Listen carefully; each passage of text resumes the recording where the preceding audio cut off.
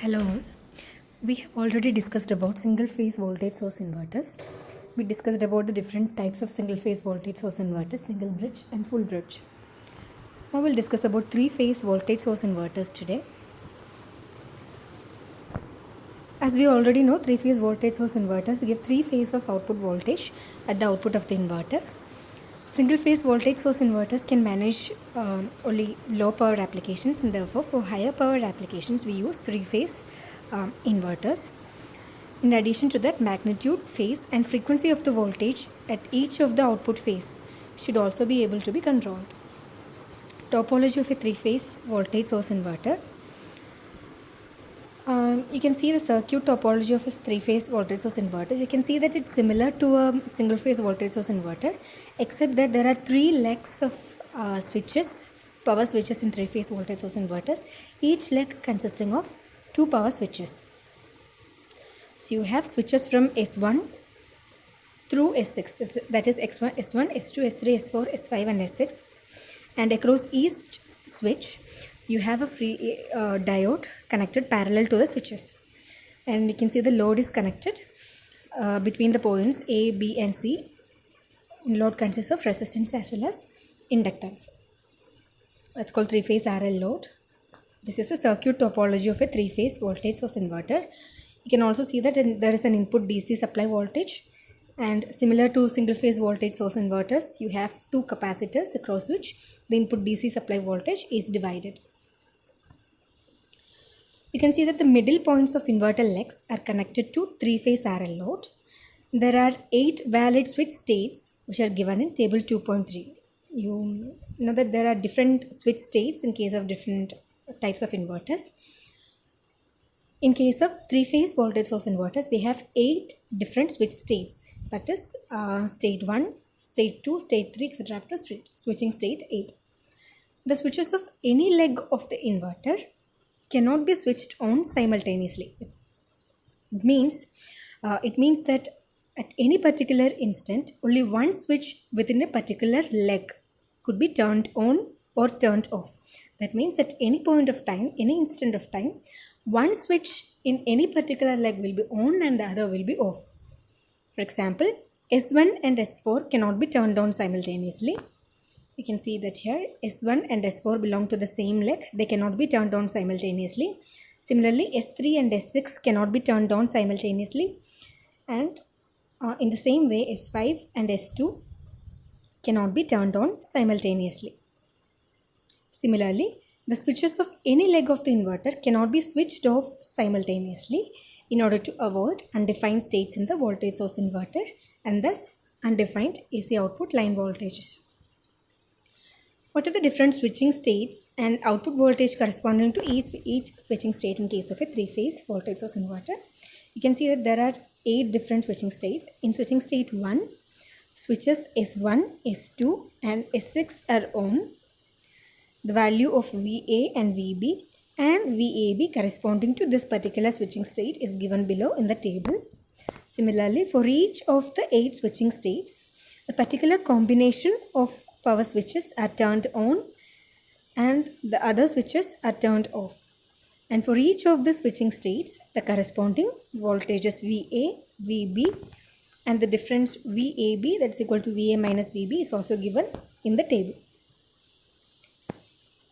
2 of the 8 valid switch states, switch state 7 and switch state 8, are also called zero switch states to produce zero AC line voltages.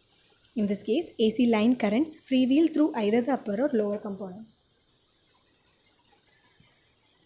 The remaining states 1 to 6 are called non-zero switch states to produce non-zero AC output voltages.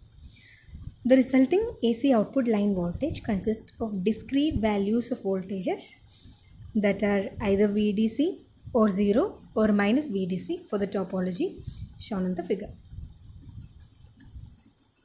Analysis of three-phase inverters is carried out either in 120-degree mode or 180-degree mode of conduction. So there are 2 different modes of operation of the three-phase voltage source inverter, 120-degree mode and 180-degree mode.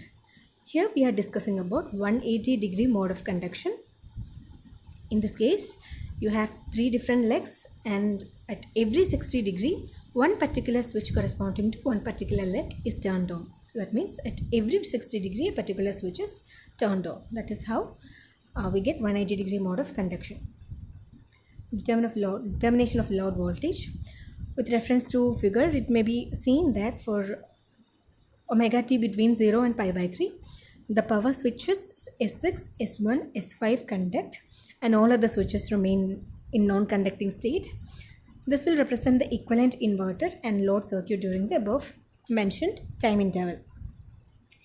In the time between pi by 3 to 2 pi by 3, another 3 switches will be in conducting mode. And then again 2 pi by 3 to 2 pi, another 3 switches will be in the conducting mode. This is how we have 3 different duration of conduction, each corresponding to 3 sets of switches. Right. In the equivalent circuit representation, only the conducting switches are indicated with cross marks and remaining switches have been omitted. This is the equivalent circuit representation for 0 less than or equal to omega t less than or equal to pi by 3 duration of conduction. During this time, switches S1, S5, S6 are in conducting mode. So therefore, these switches are represented using cross marks and all other switches that are in non-conducting mode have been omitted in the circuit. This is a simplified circuit for first state of operation. Okay.